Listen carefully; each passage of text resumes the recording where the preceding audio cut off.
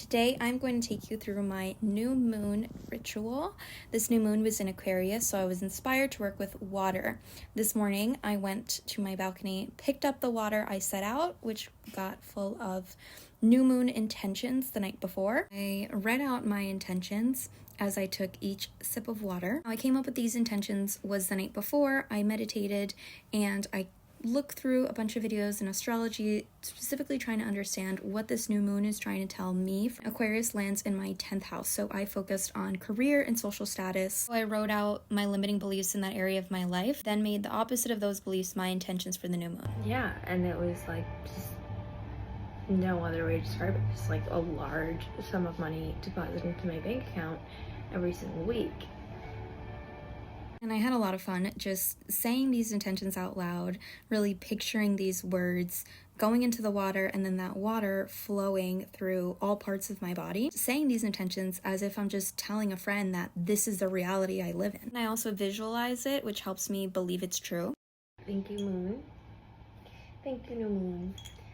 And I showed some gratitude to the beautiful moon who gave me all this new wisdom and revelations, which I'm going to share. Yeah, this makes me think of a story said by researcher Brene Brown in her TED Talk on vulnerability, where she did research with military personnel or not personnel, just like military people who were in the military.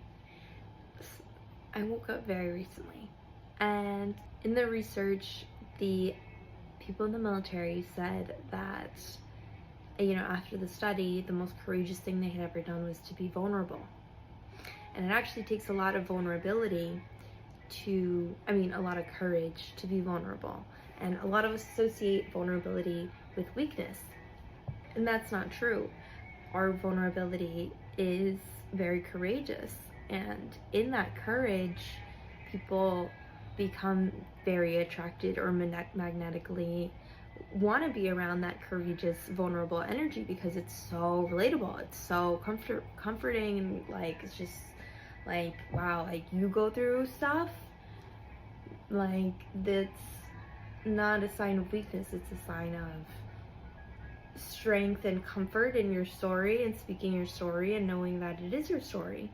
Also reminds me of a talk I was just listening to, I went to, with a woman who was a writer, and so she actually had us do an exercise where we wrote a story that we're never supposed to tell, a family secret. And so a few people shared their story. One of the ones that stuck out to me was basically she just told the story about infidelity, somebody finding out about an infidelity in her home. And there are a few more details to it, but it is so vulnerable to do something like that and share a story like that.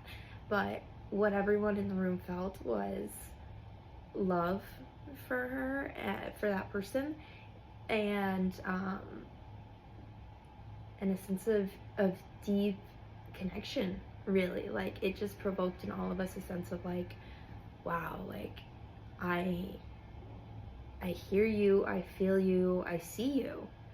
And the writer herself, the person who was giving the talk, was saying that her family was with certain things they would just not talk about. Her family had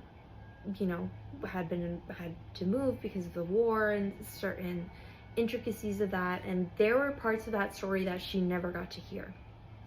And that's so interesting to think about, because you think that not saying the story makes you look stronger. It makes you look like it was easy, effortless, and you accomplished that thing, and you don't mention the ugly parts of it because it's done, right? And it's why am I going to mention the hardships I had to go through or went through to get there? I actually do a lot of work to forget those parts of the journey. We believe that when we share those stories, people will not think of us as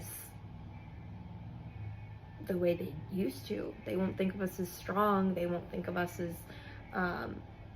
perfect or worthy or good, or most of us want to appear, most of us just really want to be accepted, so we might find it not acceptable to share family secrets or parts of your story, things that have happened to you, things that you've been through that you're never supposed to tell anyone.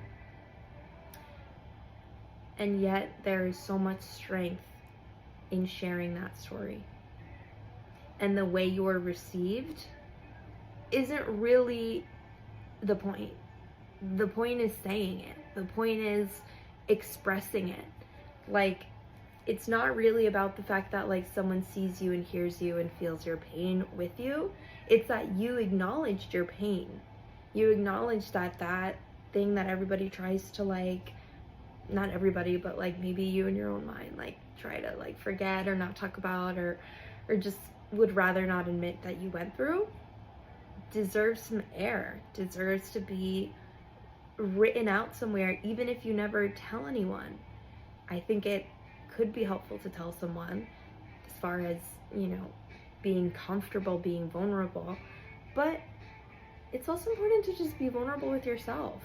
Like when I wrote my story in this workshop we were doing, and everybody had to write their story about the story they're not allowed to tell, and writing my own story was quite liberating, and it's something that it's interesting to the process of writing it is really interesting. Yeah, I don't know how I got here in my mind as we were ritualing. Maybe telling the story is what it takes to be a soft warrior. That's how I got here. Because the person in the military, I'm like playing with this cup. I don't know, it's kind of fun to have something in my hand. This person in like the person, the research study I mentioned, the group, they do what we would consider the most courageous thing, which is like actually on the battlefield. And yet when we see their softness, when we see their vulnerability, when they come to terms with their own weaknesses, really, is what is hardest for them to do, is what takes them the most courage, right? And maybe you have to build that warrior aspect of yourself, that I was gonna say angry, but it doesn't have to be angry, but definitely that, I'm thinking like animalistic, wild, wild woman spirit to be vulnerable, to share these stories. Like, it takes a lot of strength to present yourself in a way that's soft, in a way that's not completely bulletproof, in a way that's like very, maybe, I don't know, I was gonna say fragile, but I don't mean it to be like, oh, I'm fragile, like, come help me. It's like, no, like, I am me in my fullness, and yeah, I'm not indestructible. Like, I've been through it, but I'm here. I love my story. I love what got me here, the good, the bad, and the ugly. And that's really what the theme is for me in my life currently. Just really playing around with this idea of a soft warrior, a peaceful warrior, right? The yoga pose, peaceful warrior. Okie dokie. I am going to start my Saturday.